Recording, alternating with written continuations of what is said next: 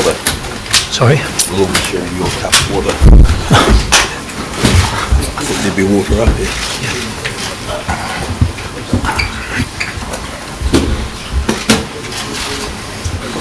Should I get rid of one? I don't have one. Yeah, off. Eh? No, spit mine on.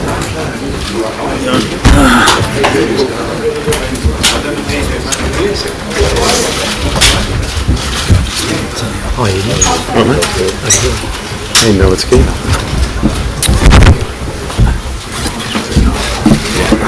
Okay. Pleasure. No problem. Okay.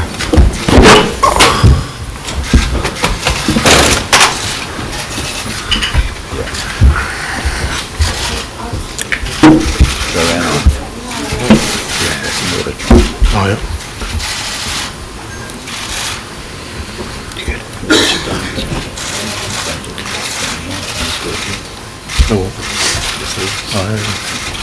Champion, Joseph Parker. Hello everyone. Firstly, it's good to have you all here today. It's great to be back in London. We love it here. We love the food, we love the people, and we're always well looked after. This time is an exciting time to be a heavyweight, especially with this fight that we have lined up. It's good to, flying here, there was nothing sort of announced or locked in, but now that we're here, I'm thankful that we have this contract signed and looking forward to having a date to sort of work towards. I'm looking forward to leaving here tomorrow, back to Vegas to start a hard training camp with my coach Kevin Barry. This is probably going to be the hardest camp in terms of training the hardest and putting in the most work because I have a big challenge in front of me, Joshua. Joshua, I've watched him for a long time. I know he's watched me coming up. I know his strengths. I know he knows mine. I know his weaknesses, and he thinks he knows my weaknesses. And I look forward to, I can't wait to have this fight happen March 31. I can't wait to train hard, can't wait to be back, to put on a great performance, hopefully catch him on the chin and knock him out. Thank you, Joseph. The only world champion with 100% perfect record, 20 wins, 20 KOs. I'm going to pass over to the reigning IBO, IBF and WBA heavyweight champion of the world, Anthony Joshua. Happy New Year, everyone. It's good to be back, doing what I enjoy. Last time I was out was in Cardiff. It was a great night.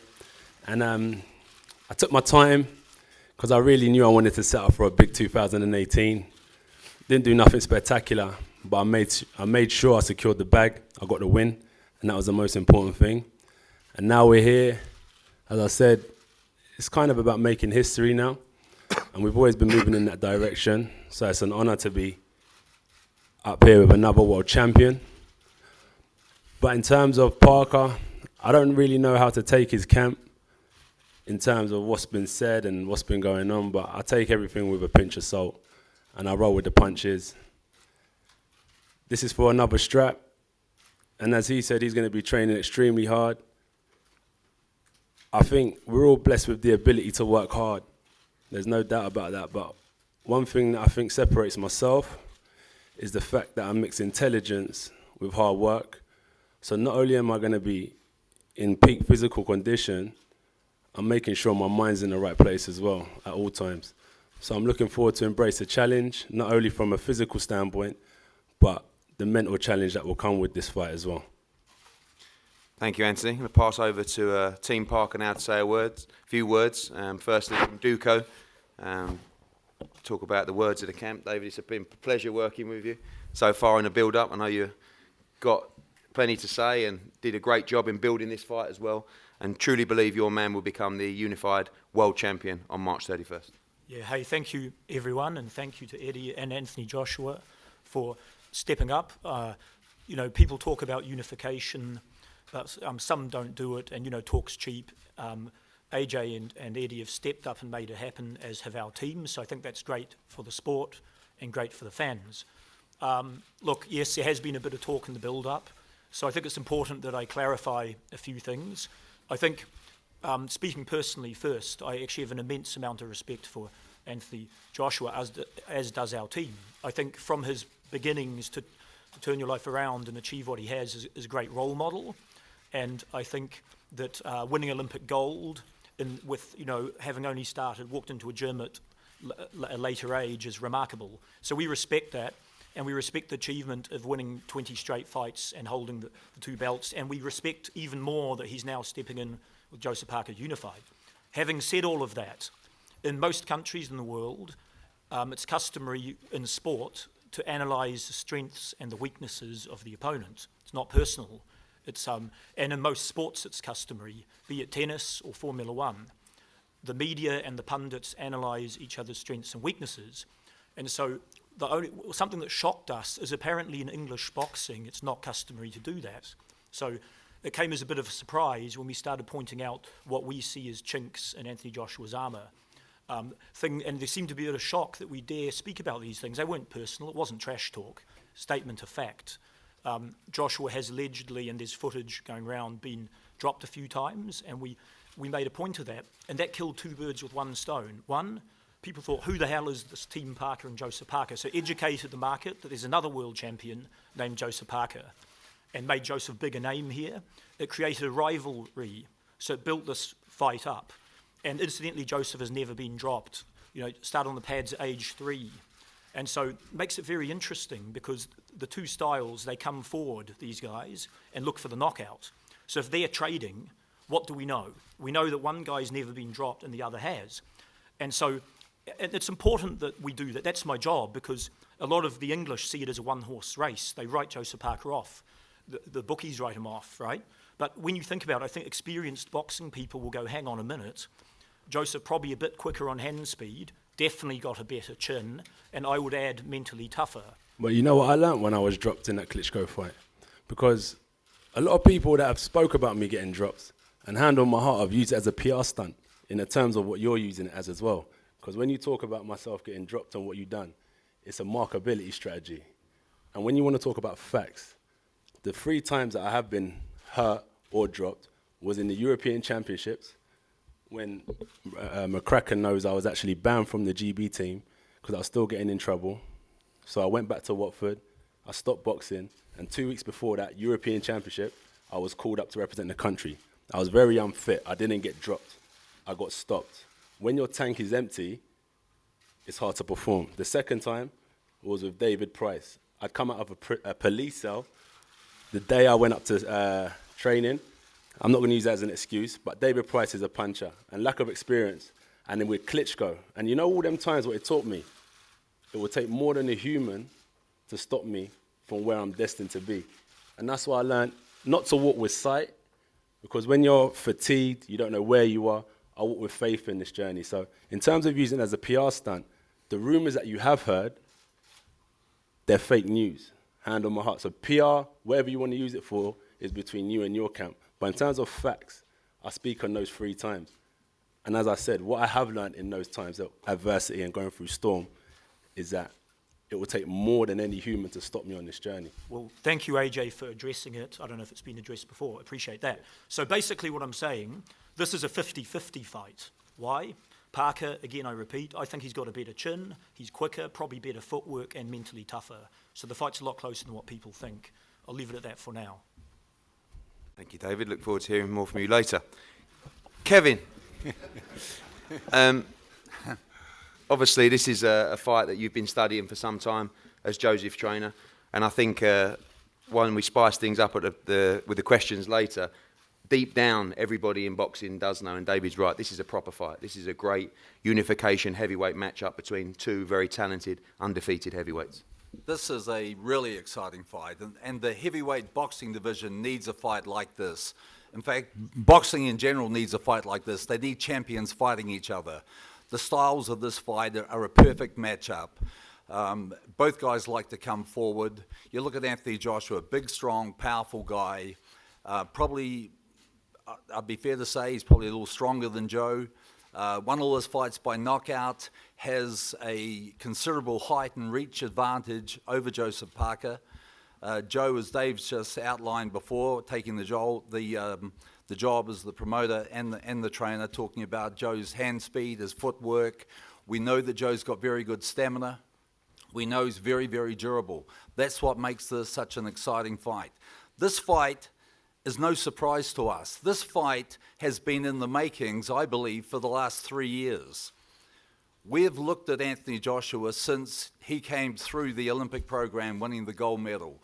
We have terrific respect and admiration for him, what he has achieved. There are a lot of similarities between Joseph Parker and Anthony Joshua, and I know both camps have watched each other over the last few years. If you look at 2014, 15, and 16, Parker fought 5 times a year, Joshua fought 5 times a year. They were the standout prospects in the world at the time, and they had the busiest schedules. You know, we've watched, Joe and I have sat down, we've watched all of Anthony's fights. We've sat there, we've got a log book, we've got playbooks. You know, we knew that this day was going to come. Providing both guys stayed undefeated, we knew that we would be sharing a ring with Anthony Joshua. So, you know, we know his style, we know his strengths. I know that he studied Joseph. This is going to be a very, very exciting fight. Joseph Parker needs a career-defining fight. I believe that Anthony Joshua got his career-defining fight when he fought Vladimir Klitschko. You know, he was taken into places he had never been before. He found out more about himself in that fight that he ever had in any other fight. He went to a very dark place. He picked himself up off the canvas and came back with a sensational win and was one of the fights of the year. Joseph Parker has not had a career-defining fight. So my challenge to my fighter, Joseph Parker, is I need this to be his greatest performance. And if he can show the public and show Anthony Joshua on March 31 what I see in the gym when he's at his best, he's a very, very hard guy to beat. So I'm a little bit of the baddie. Big Josh is probably a little bit peed off with me because I took him to the European Championships in 2011 on 2 weeks training to teach him a lesson about what international boxing was. He was a novice, he was domestic champion, and he had 3 fights in 5 days. He hadn't had 3 fights in 4 months before that. And we thought long and hard about putting him into the 3rd fight in the quarterfinals. We put him in, but he was exhausted. He won the first 2 rounds. He was in the 3rd round. He was miles ahead. And we retired him because he'd been caught with a couple of heavy shots. But that's 7, 8 years ago. The pricey thing was around the same time, 7, 8 years ago. Anthony was a novice boxer. And really, in hindsight, possibly shouldn't have been in with those experienced boxers at the time. But we're talking a long time ago, we're talking when he was a novice. That's why it's riled him a little bit, because it's not real. It is fake news, as he says. There's 1 or 2 boxers that are reputed to have knocked him down, knocked him out. Not true. I've been with him for 7 or 8 years. I've been at all of those spars. So none of it's true. But if it gives Team Parker a bit of confidence, great. But the reality of talking about boxing Anthony Joshua and actually getting into a ring with him is very different. And the Klitschko fight was 2 or 3 fights early at the time when we took it, but that's the way Josh is. It was 2 or 3 years early when we took him to the Olympics and the World Championships, which he won.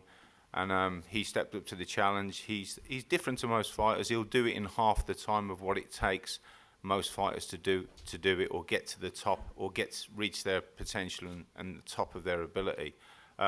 He's very professional. He doesn't like the trash talking, but he's a smart guy. He'll prepare diligently for Parker. He'll take him deadly serious. Parker's a good fighter. He knows what he's doing. And, you know, he's done really well to win a WBO title belt, and he's fought some decent opponents, but he's not fought Anthony Joshua. And let's be honest, in boxing, we could talk all we want here. Talk's very cheap. I think we saw that in Parker's last fight with Fury. You know, he was a strong favourite to win, and he struggled badly. And, you know, we believe he'll struggle badly on March 31st, and AJ will go away from today and he'll prepare diligently for it, and he'll produce a great performance on March 31st. Thank you, Rob. Yeah, you know, I met Joshua once, or sort of met him back in Azerbaijan when we were amateurs, and he was doing quite well, and I've been studying him ever since then. I turned professional before him, and I watched him at the Olympics. I watched him coming through when he first started his professional career, and I feel, you know, he is a good fighter, and he's got, you know, a lot of support, as you can see, and he does a lot of good things, and some things that are not that good when he's fighting. But I think this is my time. I think it's my destiny to be here, to be part of this major event, and I feel like it's my time to to put up a great challenge, and I feel like I truly feel I'm going to win. What do you think you do better than Joshua? I feel I have better speed, I feel I have better movement, and I wasn't able to display it in my last few fights, but I think it's time for me to actually show what I can do in the ring. And how do you feel about your promoter David's comments about Anthony Joshua? Have you been playing along with this, or what do you feel about it? We're a team, so I back my promoter and what he's been saying, and I guess this is the way that he's trying to promote the fight as well. David, was it to get the fight, or do you really believe that this is what's going to help you and Joseph beat Anthony Joshua on March the 31st? I'd say both. I think without the noise we made, we certainly wouldn't have the fight on fair terms, I think. And I think both parties compromise. I think the deal's fair to both, so we're not complaining. But I also think the things we've been saying are accurate. So we're not, trash talks using swear words and so on, but I think you might as well say them while we're here. Oh, yeah, well, I think there's some mental weaknesses on display, because when Parker talked about the alleged incident being dropped, AJ said he felt he was being demonised, which I felt was a strong response for a factual analysis of, strengths and weaknesses. So I think he showed being rattled a touch, perhaps. And then there is the questionable chin. We're not saying he has a glass jaw, but we're going to find out on March 31, and maybe I'm wrong, and that's the beauty of boxing. But you can't say what you've been saying, and then when you're 5 feet away from him, you can't let your bum deceive you. Eddie, what have I been saying? I just said what. No, you said he might. You said he might have some mental weaknesses. You said he has mental weaknesses. You said he is mentally weak. He is mentally weaker than Joseph Parker. You said he's mentally weak. Okay. You don't Anthony Joshua is mentally weaker. You don't do what he is doing and be mentally weak. You don't walk out in front of your home city and win gold at the Olympics. You don't walk out in front of 80,000, empty your tank, get up off the floor and stop Vladimir Klitschko if you're mentally weak. You also said he has a glass chin. We're going to break his glass chin. Don't tell me. Tell him he's here. Okay, so look, I'll give you a small concession. He's mentally tougher than most people, but he's mentally weaker than Joseph Parker. And in terms of chin, got a better chin than me he has, but not as good as Joseph Parker. So there's a concession. The fact is, when it comes down to it, you don't really believe. Because I've heard you all saying, someone's getting knocked out in this fight. It's either me or him. That's not the same feeling on this side of the table. This is 100% same as what we do every time. Win, knockout. It's not we might get knocked out, we might get hurt. We don't. We win this fight. So you can't say one thing and then when you get here say another. I appreciate you trying to build the fight, but do you truly believe you're going to win? The Team Parker truly believe they're going to win the fight. Not someone might get knocked out.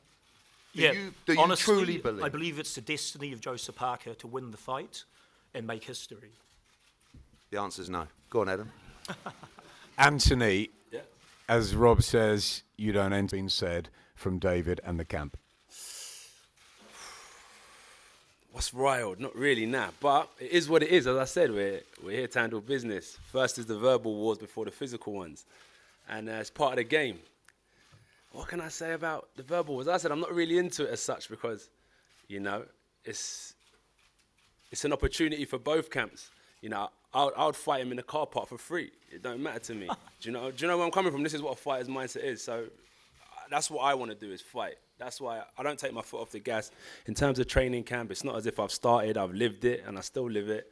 I came in heavy for the Takam fight when we had a change of opponents, the motivation and all that malarkey. But I'm motivated, as I said, I just wanted to secure the win that fight so I can plan for a massive 2018. The trash talking as such. And when I was talking about the likes of Federers and so on, it wasn't in terms of replicating who they are. I'm just saying in terms of other sports, when we're talking about tennis and golf, I was saying that these heavyweight championship belts should be held in high esteem. And I don't want to come here and demonize Parker and say everything he's done is rubbish. Anyone that's just walked into a gym can achieve what he's done, because what he's done is phenomenal. It's history. It's groundbreaking. And that's what I'm trying to say. As champions up here, we should be holding our achievements in high esteem. and show respect as ambassadors of the sport. That's where I was coming from. I'm not trying to replicate what he's done, but I'm saying in terms of other sports replicating where boxing is, I think the trash talking should still hold a sense of respect to what we've achieved. And world champion to world champion, I look at it like this. In terms of mental strength, it's all good. I've defeated champions. I've faced Olympic champions. So what Parker will see and who you say he is, I feel that he'll be looking at the mirror, because across the ring will be someone just like him, another world champion, another undefeated champion who's mentally tough, with speed, that can take a punch. And if he does take a punch, there's two types of people who take a punch. One who gets put down and stays down, or would you hate to fight the one who gets put down and gets up and keeps on coming? And that's who he's dealing with, really. So he'll be facing someone who he sees every day in the gym, who his coach sees every day in the gym, to reflect in the other corner. So that's what I think will make it a great fight. Joseph has said he's been watching you for some time, many years, preparing for this moment. Have you done the same thing? Has he been one big name on the horizon for you? Or we know of the Tyson Furies, the Deontay Wilders, but what about Joseph Parker? How highly do you rate him, and how much have you studied him? He's done really well. Him and his team have done really, really well. And from the amateurs to now, massive respect. And in terms of like studying, I like to study, Meldrick Taylor's, Jersey Joe Walcott's, Ezra Charles, old school fighters, to the new school. I like Canelo now. So I study more of these guys to kind of replicate what I do. I'm more interested in how I'm developing, I'm coming from. And when I have an opponent to face, for that period of time, I'll worry about who they are. Because what I learned from the amateurs, due to my lack of experience, is I used to watch everyone, study who I'm fighting. And what I always learned is it was completely different from watching a YouTube clip to being across the ring from them in a tiny ring in front of thousands of people. Because, when you're about to walk out, if I put a heart rate monitor on anyone, their heartbeat would probably be over 100 beats or whatever it is. So I'm just trying to say is that I haven't studied him diligently in the past. I study a lot of old school fighters more so, but I will study him in training camp. And the reason why I haven't studied him in the past is because I think it's a completely different fight from watching someone on YouTube to when you're across the ring from them, going round for round, trying to secure the win. It's completely two different things. So in terms of strengths and weaknesses, the focus is to win, and do whatever you can to win. And it's like, I could be waiting for Joseph to throw a lazy jab the whole fight, but it could be something that he's brushed up on in this training camp. So in terms of his strengths and weaknesses, I don't know what they're going to work on this camp. This is going to be his best fight. So let me work on what I'm good at, what I'm weak at, and I'll bring something different. But at the end of the day, at heavyweight boxing, this isn't a 3-round fight based on skills. This is a 12-round dogfight, and you got to have heart. Kevin, obviously this means a great deal to you to be involved in a fight like this. What will be different in your training camp out in Vegas Well, yes, this fight does mean a great deal to me. And look, we're fighting a very, very good fighter. In fact, if Joseph Parker doesn't bring his A game, it's going to be a very, very difficult night. When you get a big guy like Anthony Joshua coming forward all the time, letting his hands go, we've got to slow that momentum down. We've got to be able to stop him. And, I need Joseph to throw a lot more punches than what he has done in the last couple of fights. He needs to be far more active. We realize that this is a really big test. But this is what we have been waiting for a long time. This is what really excites me, and it really excites Joseph Parker. Now you find out how good you really are when you fight the so-called best guy out there, because we believe that we're the best. And we're really, really happy that this fight was able to be put together. These sort of fights don't happen very often. As you know, the last time in the world there was a unification fight in the heavyweight division was 7 years ago. So, look, this fight means a lot. And Joseph Parker is a historian. He knows that this is about his place in history, and he will give every single piece of sweat and every ounce of blood in his body to be the best he possibly can on March 31. And Rob, you've got the guy that will do exactly the same thing, but tactically it's so different, isn't it, to Vladimir Klitschko and Carlos Takam? Yeah, tactically it's different. The fight's different as well. It's not Takam, it's Parker for another belt. Josh will train hard. He'll look at Parker. We'll analyse him over the weeks in Sheffield, the long hard weeks in Sheffield, which I'm sure he'll enjoy. But he'll prepare seriously like he always does for opponents, and you know, the late pull out of Pulev was really disappointing. And Kevin Barry, who's an experienced guy, will know that if the opponent pulls out a week before, it's very difficult. So it was a motivational thing. It's going to be the same for Parker when his opponent pulled out not long ago. But tactics are tactics, strategies are strategies, but a fight's a fight. And you know, I've already said Talk's very cheap. We'll see what happens on the night. But, you know, I know what Anthony will do on the night. He'll be ready. He'll be as good as ever, if not better.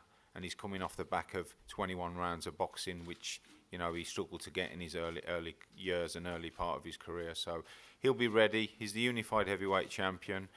He takes on all challengers. Joseph Parker's only getting the opportunity to fight him because AJ wants it to happen. AJ generates huge crowds, lots of excitement, and he'll deliver that again on the 31st. Parker's good, but he's not as good as AJ, and we'll see that on the 31st as well. Talk is cheap, but it is fun. David, have you got a final message to Team Joshua? Yep, may the best man win, and we firmly believe for the after that analysis of strengths and weaknesses, it will be Joseph Parker on the night. Joseph, final prediction from you? I'm going to get that win, and I'll be unified. Trust me. And Anthony? Well, may the best champion win. Yeah, and that's what I was going to say. It's a rare occasion that these fights come together. It's phenomenal. And you know what we bring. We bring fireworks. It's going to be good. You know, tactics, strengths, weaknesses. You know, people sitting closest to the ring will be able to hear leather trading.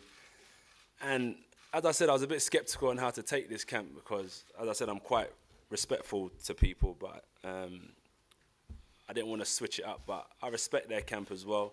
And hopefully after we can shake hands, and I hope that the people watching at home and in the arena are real winners because they'll enjoy a great fight. Thanks, guys. Thank you, Adam, and thanks for all coming. Get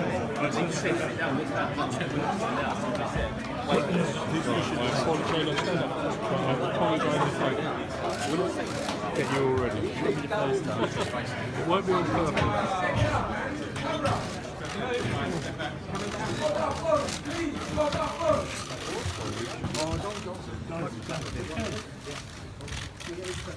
Joseph, Josh, straight to me at the front, please. Josh, down the middle, please. Straight here, please. Straight here, please. Josh, Joseph, straight to the front, please. Straight down here, next to his little mate, please. Stay there. Keep coming around here. Straight here, guys, in the middle, please. And Joseph, over this side, please. Straight here again, guys, in the middle. Straight to the front again, guys. And now just looking, stay with your bodies this way, but just looking, turn your heads to each other. That's it.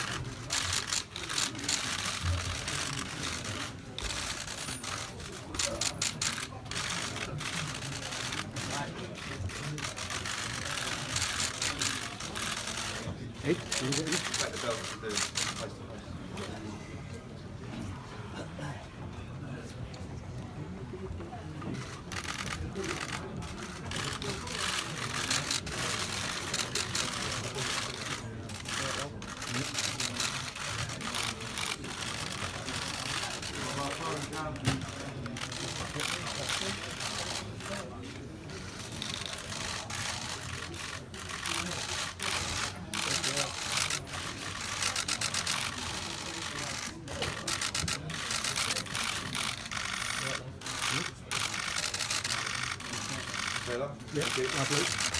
Thanks, guys. Thank you, guys.